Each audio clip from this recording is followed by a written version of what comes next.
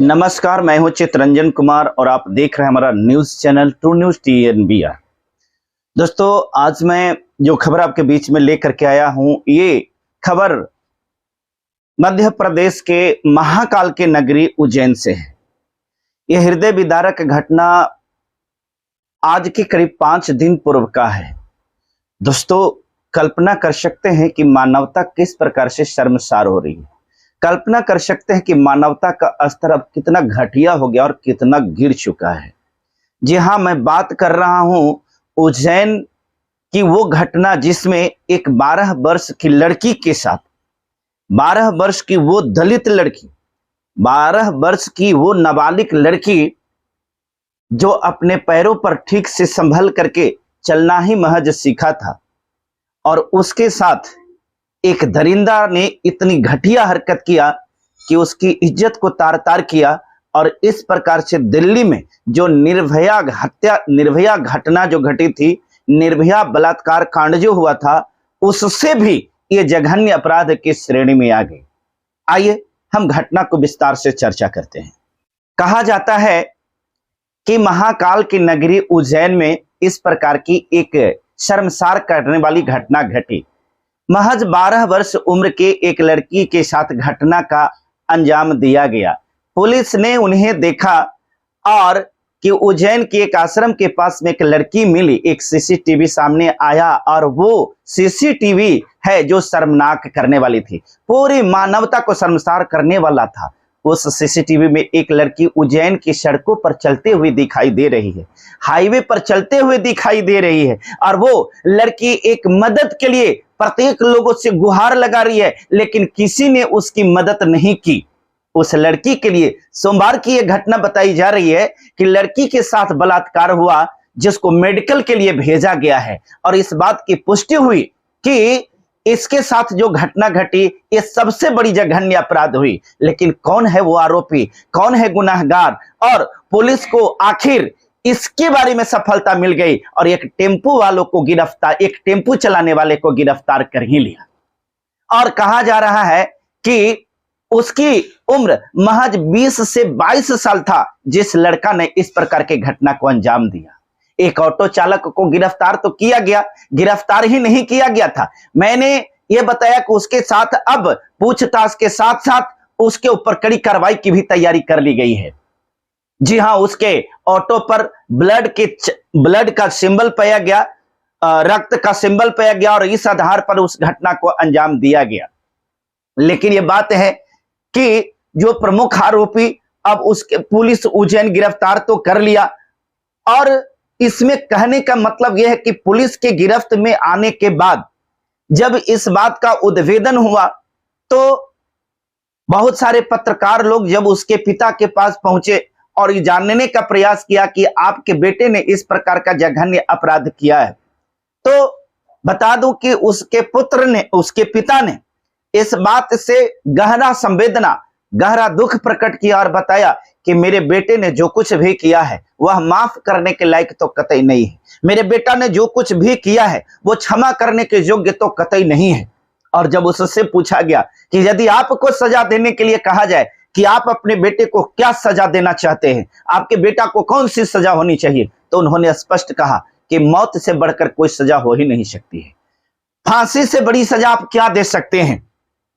जब उसे कहा गया कि अच्छा आप ये बताइए कि यदि आप उसे अपनी आंखों के सामने देखें और कहा जाए कि आप इसको सजा दीजिए तो क्या देंगे, तो उस बाप ने कहा मैं उसे गोली मार देता। जरा गौर कर सकते हैं, सोच सकते हैं कि एक पिता अपने पुत्र के बारे में जब इस शब्द को बोलता है कि अगर मुझे यह मौका मिलता तो मैं उसे गोली मार देता, ये कितनी विवश पिता की आवाज हो सकती है।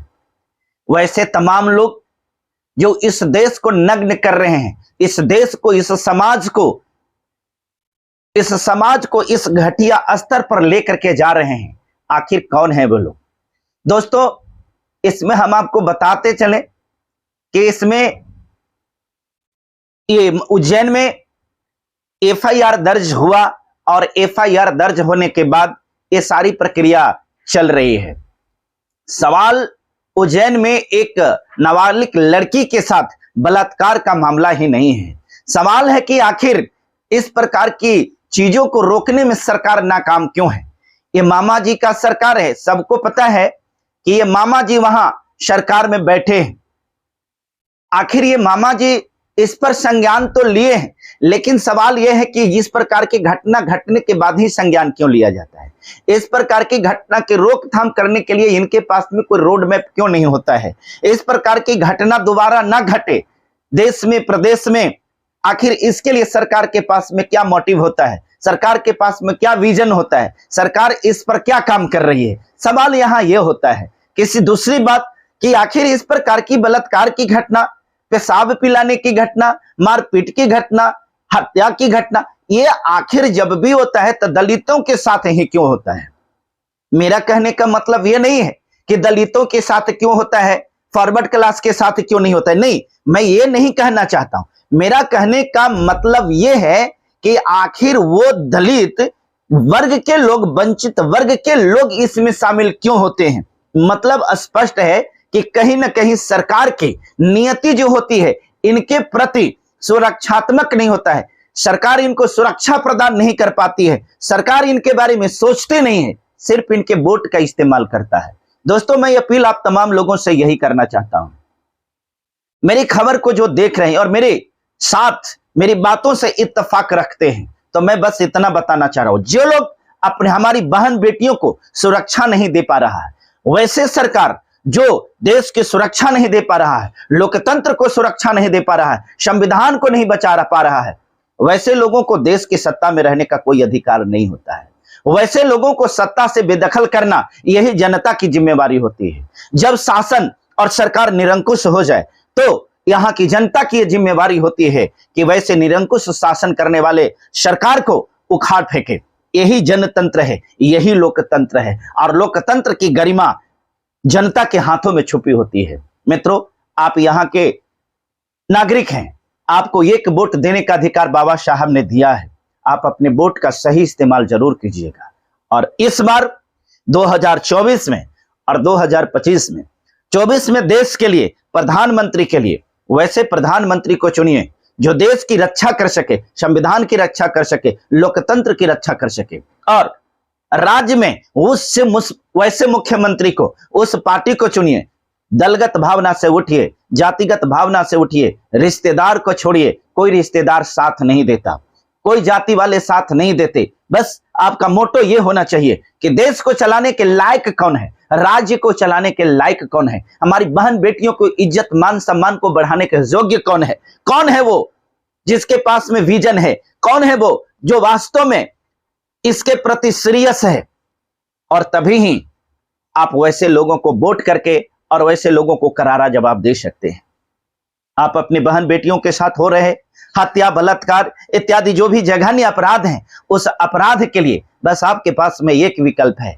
बाबा साहब ने इसीलिए प्रत्येक 5 वर्षों पर चुनाव का व्यवस्था किया कि अगर देश का शासक निरंकुश हो जाए तो यहाँ की जनता उससे जवाब देकर और उसे गद्दी से, शासन से हटा करके और यह जवाब देने का काम करे कि तुम इसके योग्य नहीं हो। दोस्तों, देखना है, क्योंकि मैंने हमेशा यही देखा है, न्याय पूंजीपतियों को मिलती है, न्याय रसूखदारों को मिलती है, न्याय पैरवी वालों को मिलती है, न्याय मंत्रियों को मिलती है, न्याय उन्हें मिलती है जो सरकार के संरक्षण में होता है। दलितों को न्याय कहां मिलता है। जब आप सड़क पर उतरते हैं, जब आप संग्राम करते हैं, तो दिखावे के लिए एफआईआर तो हो ही जाती है, परंतु सजा नहीं मिलती है। इसलिए कि अंत में जाकर के वहीं पहुंचेगा कि इसने अपने केस को विड्रॉ कर लिया। और ऐसे SC ST एक्ट में जो गलत लोग कर देते हैं और इसका दुरुपयोग करते हैं। SC ST एक्ट का कोई दुरुपयोग नहीं होता है।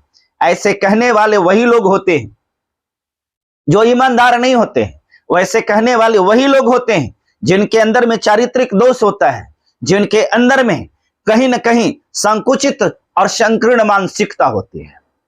मित्रों, मैं आपको बहुत बहुत धन्यवाद देता हूं कि आपका समर्थन, आपका प्यार हमें मिलता है। मैं आपसे निवेदन करता हूं कि जो लोग हमारे चैनल को सब्सक्राइब नहीं किए हैं, कृपया चैनल को सब्सक्राइब कर करके और इस खबर को जन जन तक पहुंचाने का काम कीजिए। यह एक अभियान है, जिस अभियान के तहत देश को, लोकतंत्र को आप मजबूत बना सकते हैं, सुंदर बना सकते हैं। क्योंकि आज कोई भी गोदी मीडिया आपके पास में सच्ची खबरों को लेकर के नहीं आ रहा है। आज सारे गोदी मीडिया बिक चुके हैं और सत्ता के चंगुल में फंसे हुए हैं। वो चंगुल से बाहर निकल पाना इनके बस की चीज नहीं है, इनके बूते की चीज नहीं है। आप अगर ये उम्मीद कर रहे होंगे कि टीवी मीडिया जिसे आप टीवी पर देखते हैं वह इन खबरों को सही सही एनालिसिस करके आपके पास तक पहुंचाएगा, तो क्षमा चाहते हैं, आप गलत हैं। आज अगर मीडिया के नाम पर कोई काम कर रहा है तो वो सोशल मीडिया ही काम कर रही है। सोशल मीडिया ही आपका अपना मीडिया है। इसलिए हमारे चैनल को, जो TNBR के नाम से जाना जाता है, आप YouTube पर जाइए, सिर्फ 4 अक्षर TNBR को टाइप कीजिए और हमारे सारी खबरों को देखिए। अच्छा लगे तो लाइक कीजिए, चैनल को सब्सक्राइब करके बगल में बेल अर्थात घंटी के चित्र है उसको दबा करके नोटिफिकेशन को एक्टिव कर लीजिए, ताकि हम जो भी खबर अपलोड करें आपको उसकी सूचना मिले। और एक काम जो सबसे महत्वपूर्ण है, आप अपने एक एक ग्रुप में इसको शेयर कीजिए। इतना शेयर कीजिए, इतना शेयर कीजिए, इतना शेयर कीजिए कि सरकार की कुर्सी हिल जाए और उसे उतरना पड़े। उतारना नहीं, उसे उतरना पड़े। दोस्तों, आप ही ताकत हैं, आप अपने ताकत का इस्तेमाल कीजिए। मैं उम्मीद करता हूं आप हमारा सहयोग जरूर देंगे और आप दे रहे हैं। शुक्रिया।